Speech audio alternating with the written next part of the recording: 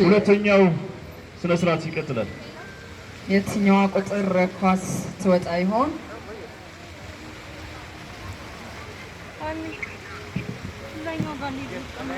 የአቶ ሰልማን ስልክ እየሰራልን ስላይደለ ነው። ምናልባት ካገኘናቸው እናስገባቸዋለን።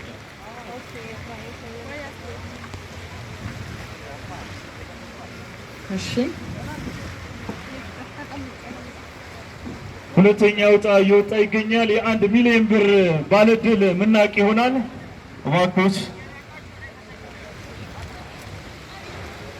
13 ቁጥር የያዘ ከመካከላችን ላይ ካለ የ1 ሚሊዮን ብር እድለኛ መሆን ይችላል። ዋው! እዚሁ ተገኝተዋል። 1 ሚሊዮን ብር የቤት ማጠናቀቂያ ግብአቶችን ለማሟላትና አስፈላጊ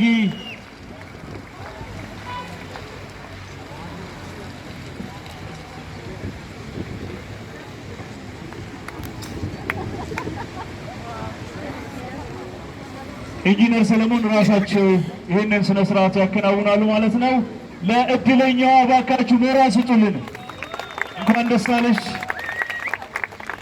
ምናልባት የተወሰነ ስሜቷን እንስማው። እንኳን ደስ አለሽ። እንኳን ደስ አለኝ። ለእህቴ ነው የገዛሁት። እህቴ የለችም እዚህ።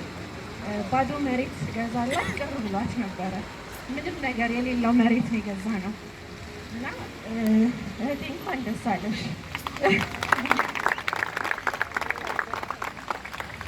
እሺ፣ እንኳን ደስ አላችሁ። አቶ ኢንጂነር ሰለሞን እባክዎት፣ የሽልማት ስነ ስርዓቱ እየተከናወነ ይገኛል። በሞራል አጅቧቸው እባካችሁ።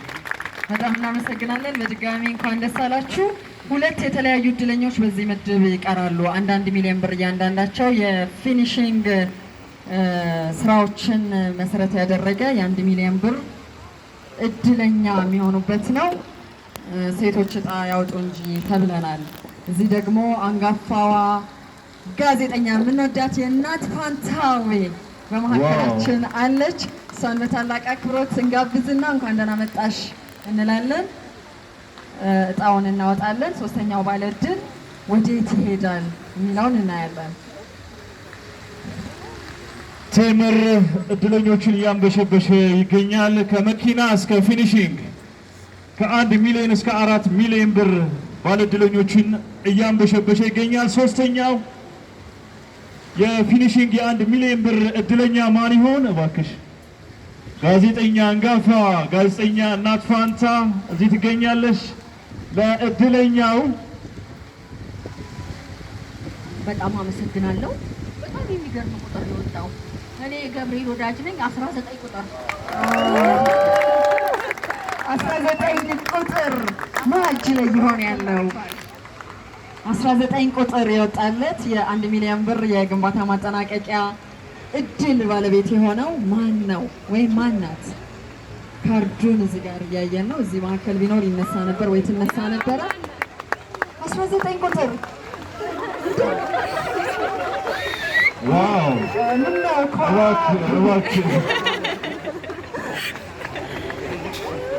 የለም እያለው እኮ በተመሳሳይ ስሜቱ እንስማው። እሺ፣ 19 ቁጥር የ19 ዓመት ልጅ ይመስላል።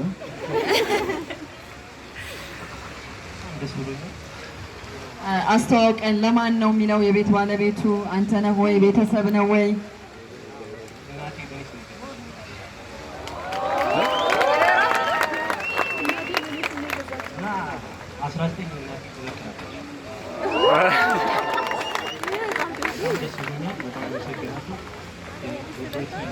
እናቱ አለች ተብሏል። እናቱ አለች ተብለናል። ምነው ቀረሽብን? እባክሽ የደስታሽ ቀን ነው። የእድል ትንሽ የለው። የግንባታ ማጠናቀቂያ የ1 ሚሊዮን ብር እድለኛ መሆን ምናልባት ልጇን ኢምፓወር ለማድረግ መሰለኝ የላከችው። እንኳን ደስ አላችሁ። እንኳን የዚህ እድል ባለቤት ሆናችሁ። ስሜትሽን ብንሰማው ደስ ይለናል። እንባ ከዓይኖቿ እያየን ነው። እንኳን ደስ አለሽ። የደስታ እንባ ነው።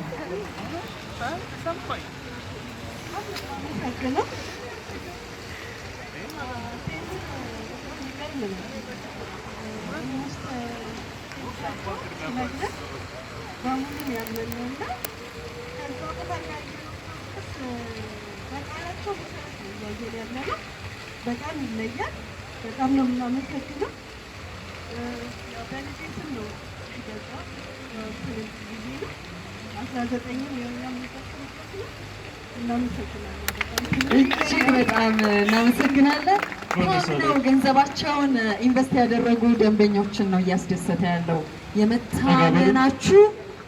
የመታመናችሁ ምክንያት የሚሆነውን ነገር እንድታስታውሱ በሚል ነው ቴምር ፕሮፐርቲስ ላመኑት የታመነ እድል በዚህ መድረክ ላይ ያመቻቸው።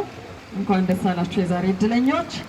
በዚህ ምድብ ውስጥ የመጨረሻው የግንባታ ማጠናቀቂያ የ1 ሚሊዮን ብር የእድለኝነት ማረጋገጫ እጣ የሚወጣ ይሆናል። አሁንስ ቀጣዩ እጣ ወደ ማን ያመራ ይሆን የምንመለከተው ነው። ይሄንን እጣ እንዲያወጡልን የሰልማን አባት አንስተዋል ተብሏል። እሳቸው ነው። እሺ፣ ሄሎ፣ ጤና ይስጥልን። በጣም ተበስሯቸዋል መሰለኝ። ያጣጨው ስልክ እናስገባቸዋለን። እንቀጥላለን። እሺ፣ የመጨረሻው ኳስ እንዲወጣ የመጨረሻውን የ1 ሚሊዮን ብር የፊኒሽንግ እድለኝነት ማረጋገጫ ለማየት ዶክተር ሰለሞንን በታላቅ አክብሮት ወደ እጣ ማውጣት ስነስርዓቱን ጋብዛለን። የኢትዮጵያ ሪል ስቴቶች ማህበር ዋና ስራ አስፈጻሚ በታላቅ አክብሮት ወደ መድረኩ እንጠራለን። የኢትዮጵያ ሪል ስቴት አሶሲዬሽን በኢትዮጵያ ሪል ስቴት ዘርፍ ላይ ጤናማ የግብይትና የግንባታ ሂደት እንዲኖር የበኩሉን አስተዋጽኦ እያበረከተ ይገኛል። በዚህ ዓመት የመጀመሪያ ስራውን ጀምሮ ቀጥሏል ማለት ነው። እንቀጥላለን።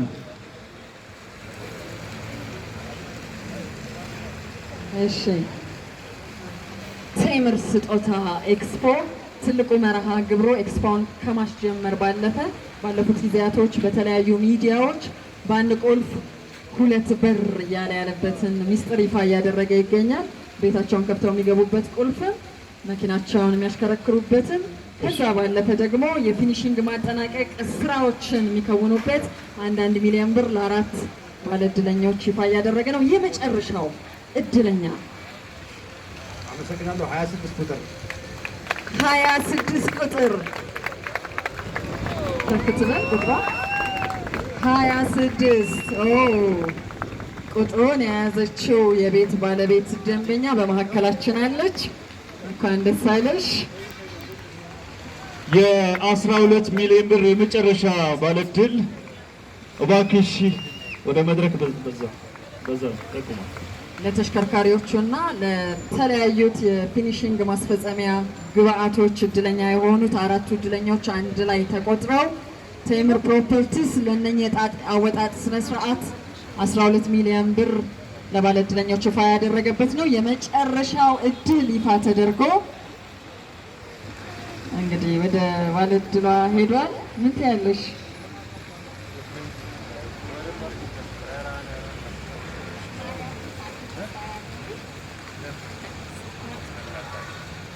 ማርያም ታደሰ እባላለሁ። እውነትም ተመሳማኝ በእውነት መሰከረልኝ። ስለእውነት ለመናገር መጀመሪያ እንደሰማሁኝ ለራሴ አልነበረም፣ ለሁለት ልጆቼ ነበር የገዛሁኝና መጀመሪያ ምንድን ነው ይሄ ብሩ ለጊዜው አልሟላ ብሎ በጣም ተጨንቄ ነበር። ልክ ሎተሪ ያህል ነው ያንን ጊዜውን እንትን ያልኩትና አሁን እንኳን ተጨነኩ እንኳን ገዛሁላቸው። ሞር ደግሞ አሁን ጊዜ ሳስብ የነበረው ኢማን የምትባል አባቷን ስም ባላቅም የዚህ ሰራተኛችን ናትና በጣም ከኔ ጋር ነበረች። ከኔ ጋር ነው የተጨነቀች። ደርሶ ወጥቼ እሷን ማመሰገን ሳቀልኩ እና በጣም ነው ማመሰግነው ከተም በጣም ቴንኪ